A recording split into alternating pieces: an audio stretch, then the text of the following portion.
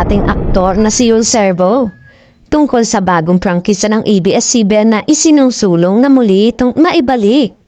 Hindi rin naman lingid sa lahat na noong 2020, isa siya sa mga congressman na pumirma para maipasara ang istasyon.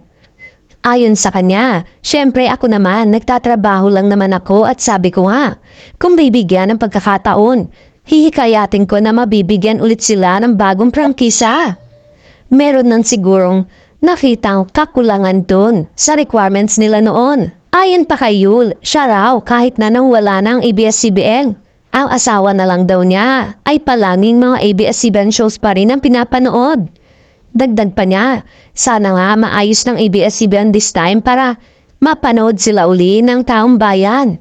Tatlo lang yan na major network ABS-CBN, GMA TV5. Maaalalang, nung kasagsagan ng pagkawala ng ABS-CBN sa ere, abi-kabila ang mga pambabash sa 70 na kongresista na ibinasura ang franchise application ng ABS-CBN. Noong nangyari ang pagkakabawi ng prangkisa ng ABS-CBN, si Yul ang tumatayong minority floor leader sa Kongreso.